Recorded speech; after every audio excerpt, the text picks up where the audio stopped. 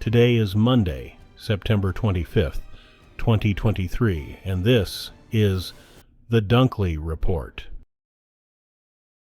The recent G20 summit hosted by India couldn't have gone better for Prime Minister Narendra Modi. World leaders hailed it as a success after the disparate group agreed on a final statement and admitted the African Union as a new member. Foreign Minister Subrahmanyam Jaishankar was expected to seize on India's geopolitical high in his speech at the UN General Assembly this week. But now, India comes to the podium with a diplomatic mess on its hands. Last week, Canadian leader Justin Trudeau alleged India may have been involved in the killing of a Sikh Canadian citizen on its soil. The train that runs from Ukraine's capital, Kyiv, to the city of Kramatorsk in the east stands apart from others in Ukraine. It is shrouded in solemn silence as passengers anticipate their final destination, the front-line areas where battles rage between Ukrainian and Russian forces. Passengers are lost in thought and rarely converse with each other. The train leaves the relative safety of Kyiv at nearly 7 in the morning and rides to the frontline city of Kramatorsk in the Donetsk region. Passengers are a slice of Ukrainian life nowadays. They include soldiers returning to the front after a brief leave, women visiting husbands and boyfriends, and residents returning to check on homes. The Biden administration is poised to allow Israeli citizens to travel to the United States without a U.S. visa. That move is coming despite ongoing U.S. concerns about the Israeli government's treatment of Palestinian Americans. U.S. officials say an announcement of Israel's entry into the visa waiver program is planned for late in the week, just before the end of the federal budget year on Saturday. That's the deadline for Israel's admission without having to re-qualify for eligibility next year. The Department of Homeland Security administers the program. Currently, citizens of 40 mostly European and Asian countries are allowed to travel to the U.S. for 3 months without visas. Wildfires fueled by climate change have ravaged communities from Maui to the Mediterranean this summer, killing many people, exhausting firefighters, and fueling demand for new solutions. Enter artificial intelligence.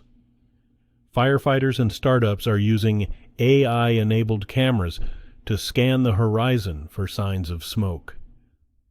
A German company is building a constellation of satellites to detect fires from space, and Microsoft is using AI models to predict where the next blaze could be sparked.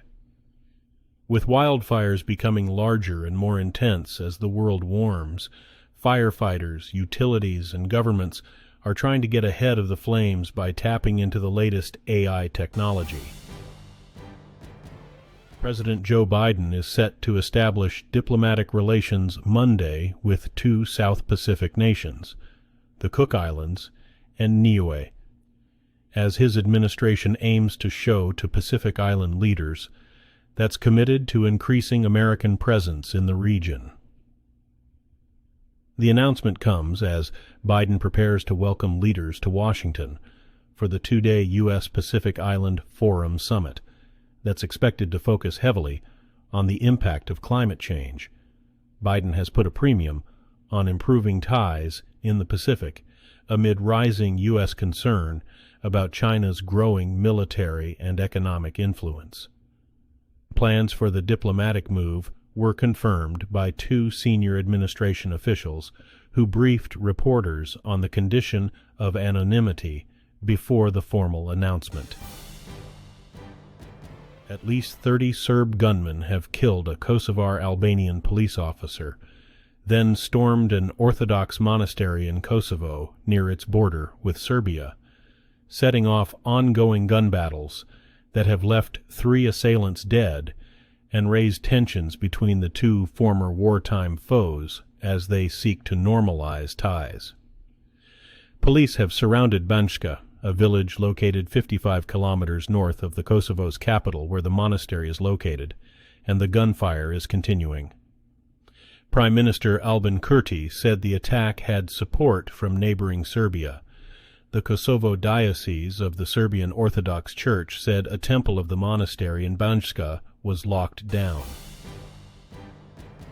The governor of southern Ukraine's Kherson region says Russian airstrikes have killed 2 people and wounded 8 others. Governor Oleksandr Prokudin says Russian forces struck the city of Berislav and the village of Lvov on Sunday, when Russia's war in Ukraine entered its 20th month. Prokudin didn't specify the type of weapons used in the attack. The communities hit are located in the Ukrainian-controlled part of the Kherson region, where the Dnieper River has marked a battle line since Russian troops withdrew across it in November 2022. Their retreat boosted the invaded country's morale, but the Russians regrouped on the river's eastern bank and regularly shell cities and villages on the other side. Russia's top diplomat is lashing out at the U.S. and the West as self-interested defenders of a fading international power structure. But Foreign Minister Sergei Lavrov didn't directly discuss his country's war in Ukraine in his speech to the UN General Assembly. For a second year in a row, the General Assembly meeting is taking place with no end to the war in sight.